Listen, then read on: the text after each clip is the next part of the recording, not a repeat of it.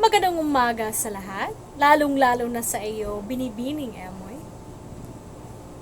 Bago natin sisimulan ang pagtatalakay, ay sisimulan muna natin sa isang panalangin. Sa ngalan ng Ama, ng Anak, ng Espiritu Santo. Amen. Panginoong Yesus, maraming salamat po sa lahat ng biyaya na pinagkakaloob mo sa amin sa araw-araw. Salamat po sa araw na ito na kami po ay muling nagkaroon ng pagkakataon upang matuto. Bigyan niyo po ng lakas ang aming mga guro na silang maghahatid sa amin ng mga kaalaman. At nawa po ay tulungan niyo kami ng aking mga kamag-aral na maunawaan ng mabuti ang aralin ngayon. Patuloy po kayong maghari sa aming mga buhay. Ito po ang aming panalangin. Amen. God bless you. Sa ngalan ng Ama, ng Anak, ng Espiritu Santo. Amen. Ngayon, nadako muna tayo sa ating pampasigla o energizer bago tayo magpatuloy sa ating talakayan. Everybody, let's get ready to warm up. Shake 'em just like this. Shake 'em just like this. Shake 'em just like this. And roll your hands. Wiggle them just like this. Wiggle them just like this. Wiggle them just like this. And roll your hands. Clap them just like this. Clap them just like this. Clap them just like this. And roll your hands. I like to move. I like to groove. So come on, shake them just like this. Wiggle them just like this. Clap them just like this. And roll your hands. At ngayon, tapos na tayo sa ating energizer o pampasigla, ay dadako na tayo. Ito na, dadako na tayo sa ating talakayan ngayong araw. Panglimang aralin, Morpolohiya, inihanda ni Gwendolyn and Campanilla. So, meron tayo ditong tatlong mga layunin. Ito. Unang layunin na ipaliliwanag ang kahulugan, anyo, uri at allomorph ng morpema. Ano nga ba itong morpema? Masasaksihan natin kung ano ba talaga yung kahulugan ng morpema. Pangalawa, na ipakikita ang kasanayan sa paggamit ng mga anyo, uri at allomorph ng morpema. At pangatlo, na bibigyang halaga ang wastong paggamit ng mga morpema sa pagsulat at pasalitang pakikipagtalastasan. Panglimang aralin o aralin 5.1, kahulugan, anyo, uri at allomorph ng morpema. Ano nga ba ang kahulugan ng morpolohiya? Ayon kay Miss Emoy o ayon kay Binibining Emoy na ang morpolohiya ay tumutukoy sa pag-aaral ng mga titik o salita, which is correct. Tama, di ba? So, dito naman, ang morpolohiya ay isang bahagi ng linguistika na nagsusuri sa kahalagahan ng morpema ng isang wika at ng pagsasama ng mga ito upang makabuo ng isang salita. Inilalarawan sa morpolohiya ang pagkakaroon ng makabuluhang kahulugan ng isang salita sa pamamagitan ng mga pinagsama-samang mga tunog. So, nakalahad talaga dyan na ang morpolohiya ay tunay na isang pag-aaral ng mga titik o salita. Ngayon ay dadako tayo sa morpema. Alam na natin to kasi ito ay tinalakay na ng unang grupo at pangalawang grupo. Nakakonekta lang yung paksa eh. So, ano nga ba ang ibig sabihin ng morpema? Ang morpema pala, ito ay isang pinakamaliit na unit ng isang salita na nagtataglay ng kahulugan. Halimbawa, doktora.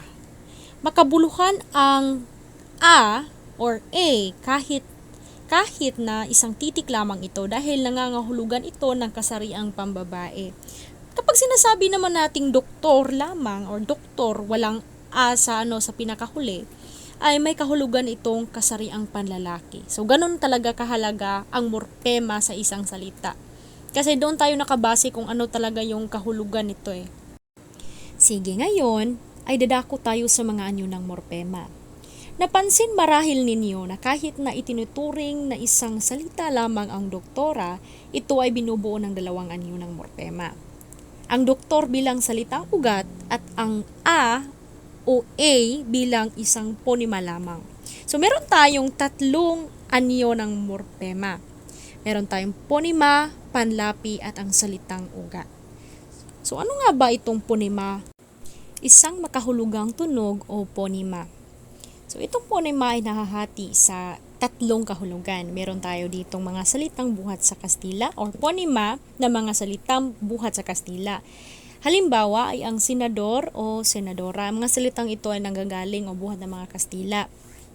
Yung pangalawang kahulugan naman ay mga salitang nagtatapos sa a o a na nangangahulugang babae at o na nangangahulugang lalaki. Kagaya na lang ng sinasabi ko kanina na doktora, yung halimbawa ko kanina na doktora, di ba? Masasabi natin na dalawa yung kahulugan ng doktora kasi may isang salitang ugat which is ang yung doktor na ito ay nangangahulugan sa kasariang panlalaki. Kapag sinasabi nating doktora, dalawa yung kahulugan, di ba? Doktora is ang kahulugan niya ay para sa mga pambabae or yung kasariang pambabae yung pinopoint out doon. Kagaya na lang ng mga halimbawa natin dito, abogado o abogada, barbero o barbera, bumbero o bumbera. Ayan, naiintindihan siguro ng lahat. Sobrang dali lang talaga. So, yung pangatlo naman is yung mga pangalan ng tao, kagaya na lamang ng ni Julito, or Julita, Alejandro, Alejandra, or Alexandro, Alexandra, Dino, or Dina, Mario, or Maria. Sobrang dali lang talaga. Yung pangalawa naman ay tinatawag nating panlapi. Ano nga ba itong mga panlapi? So, nahahati din siya sa tatlong kahulugan. Meron tayo ditong tinatawag na panlaping makangalan. Ano nga ba ito? Ano yan binibini? So, itong panlaping makangalan, kapag ang nabubuong salita ay pangalan. 'Di ba alam naman natin yung pangalan ng ano nga ba yung mga kahulugan ng pangalan? Ito ay tumutukoy sa tao, bagay, hayop at pangyayari, 'di ba? So meron tayo ditong halimbawa, kain. Kain plus an. Ano nga ba itong kain? Kapag sinasabi natin kain, ano ba 'to? Pandiwa, 'di ba? Kain. Kain. Kain. Okay, so yung an dito plus an, yan yung sinasabi nating panlapi. 'Di ba? Panlapi. Kapag idinugtong natin yung dalawa, nag-equals siya dyan na kainan, di ba? So, ano nga ba yung kainan? Ano nga ba yung kahulugan dyan? Iba kasi yung kahulugan nung una na kain lang. Pag sinasabi natin kain, yung pandiwa yun salitang kilos. Pero, dinugtungan natin ng an, o yung panlapi na an, nagiging kainan siya. So, naging iba yung kahulugan niya. Naging pook siya, na masasabi nating pangalan, no? Pangalan. Kasi member siya member ng pook. Member ng pangalan. Tao, bagay, hayop, pook at pangyayari. O, di ba? Yung pangalawa naman, panlaping makauri. Kapag ang nabubuong salita ay panguri. Di ba yung panguri ay naglalarawan? Meron tayo ditong halimbawa, bibig. Bibig is your mouth. Plus an, or yung panlapi na an, equals to bibigan. Ang ibig sabihin dito ay malaki ang bibig. 'Di ba? Know the difference na nakita natin yung mga diferensya niya. So, yung pangatlo, meron din tayong tinatawag na panlaping makadiwa. Yung sa una, iba yon. Pandiwa yung natin, yung halimbawa. Pero, turn out natin or nagiging pangalan siya nang dahil sa paglagay natin ng panlapi na an. 'Di ba? So, yung pangatlo naman, panlaping makadiwa kapag nabubong salita ay pandiwa.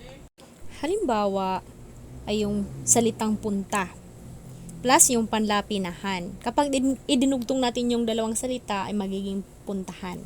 So ito ay nagpapakita o gumaganap or gaganap ng kilos na patungo sa isang pook. So nagpapahiwatig ito ng salitang pandiwa, yung puntahan. Yan yung tatlo, okay? Panlaping makangalan, panlaping makauri, at panlaping makadiwa. Ngayon ay dadako tayo sa salitang ugat. So itong salitang ugat ay sobrang pamilyar na tayo dito kasi simula pa lang noong tayo ay nasa elementarya pa lamang, sekundarya, alam na natin itong salitang ugat. So ano nga ba itong salitang ugat? Isang payak na salitang panlapi ang tinatawag sa salitang ugat. Ito ay maaaring pangalan, panguri, at pandiwa. Sa pangalan, halimbawa nito ay tao, bagay, bundok, at langit. Panguri naman, ito yung pangit, tama, dilaw, at puti. Yung naglalarawan. Okay? Tapos yung pangatlo ay ang pandiwa. Ito yung mga nagsasaad ng kilos. Mga salitang nagsasaad ng kilos. Kagaya na lamang ng takbo, lakad, at kain. Ngayon ay dadako tayo sa mga uri ng morpema. Ano-ano nga ba ang dalawang pangkalahatang uri ng mga morpema? Ang una, meron tayong morpemang may kahulugang leksikal at ang mga morpemang may kahulugang pangkayarian. Okay? Leksikal at pangkayarian. Halimbawa sa pangungusap na ito, nanonood ng parada sa luneta ang mga mag-aaral. Okay. So, eto. Saan nga ba makikita ang morpemang may kahulugang leksikal dyan? Leksikal, ito ay mga morpema na may tiyak, okay? Tiyak na kahulugan o kaisipan sa kanilang sarili. So, mga halimbawa pala nito, yung mga pangalan, pandiwa o mga panguri. Tulad na lang ng dyan, yung parada, yung salitang parada, yung luneta at mag-aaral, di ba? Yung tatlong salita na yan, may mga kahulugan niyan, di ba? Kapag sinasabi natin parada, yung may kahulugan. Luneta, lugar iyan, po, pangalan. At mag-aaral, di ba? Yung mga students. So, may kahulugan siya. Kapag sinasabi naman nating morpemang may kahulugang pangkayarian, ito naman ay mga morpema na walang tiyak na kahulugan sa kanilang sarili, ngunit mahalaga para sa tamang kayarian ng pangungusap. Naiintindihan? So, halimbawa ng pangkayarian ay ang mga kataga tulad ng sa, ng, at ang mga. Diyan sa sa pangungusap natin. Wala silang sariling kahulugan ngunit ginagamit upang ipakita ang relasyon o pagkakaugnay ng mga bahagi ng pangungusap. So sa madaling salita, ang mga morpemang leksikal at may sariling kahulugan, habang ang morpemang pangkayarian ay ginagamit para buuin at pag-ugnayin ang mga bahagi ng pangungusap. Gets niyo? Kasi dyan nga, makikita natin dito sa pangungusap. Ano ba yung pangungusap natin? Nanonood ng parada sa luneta ang mga mag-aaral. Kung wala tayong inilagay dyan na mga salitang pangkayarian, ano kayang magiging resulta? Sasabihin lang natin nanood, parada, luneta, mag-aaral. Sobrang weird siya, di ba?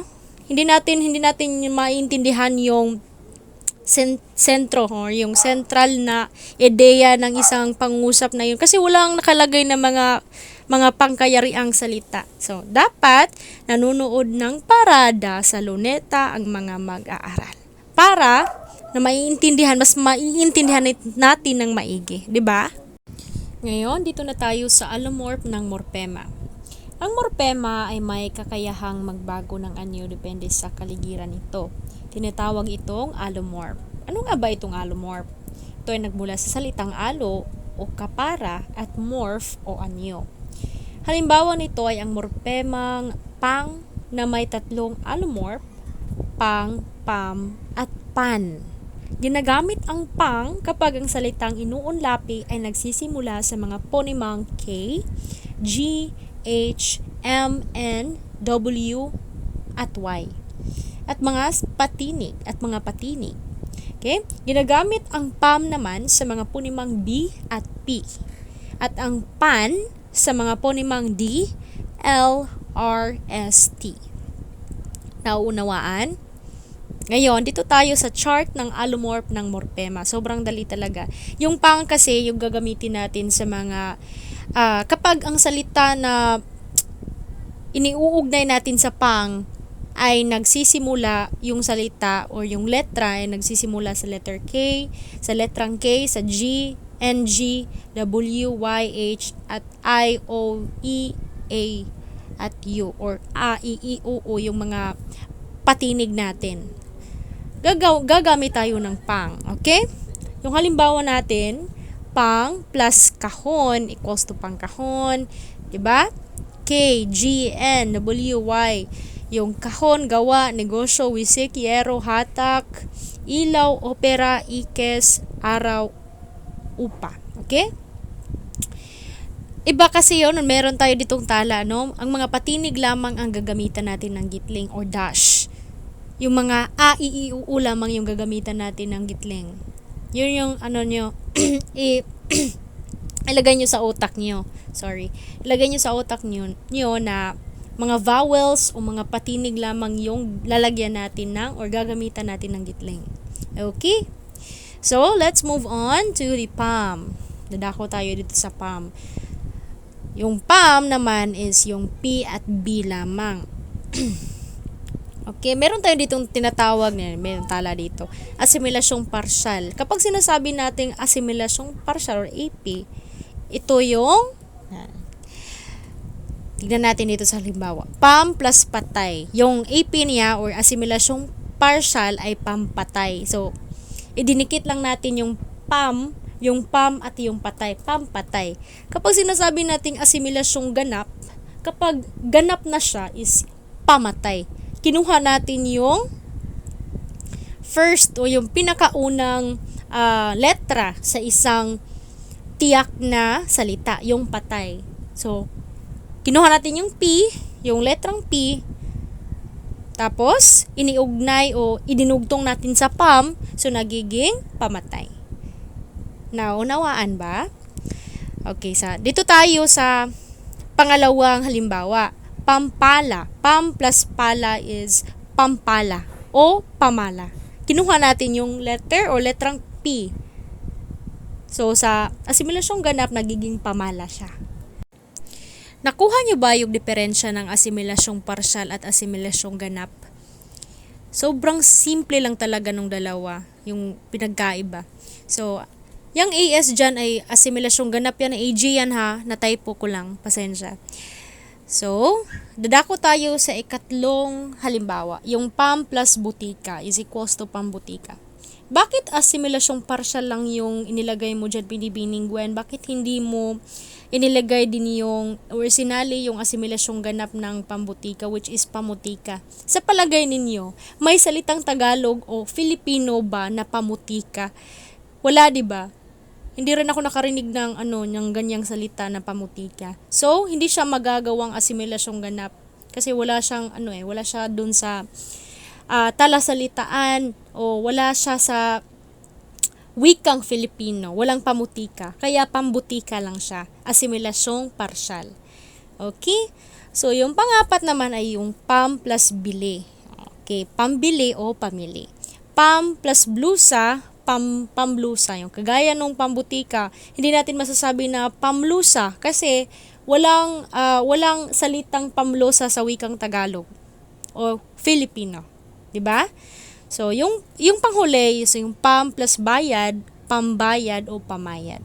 Okay? Naiintindihan ba ng lahat? Sana'y nauunawaan ng lahat.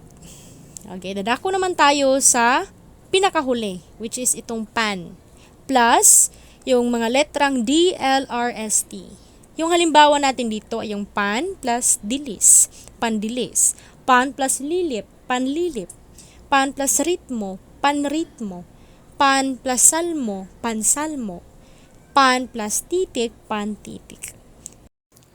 Ang dapat nyo lamang gagawin ay tandaan ang bawat letra na kasunod o idudugtong nyo sa allomorph na pang, pam, at pan. Tapos na pala tayo. Maraming salamat sa inyong lahat sa pakikinig. Ngayon ay ibibigay ko kay Binibining Shirley Likin ang mikropono dahil siya ang magpapatuloy sa talakayang ito.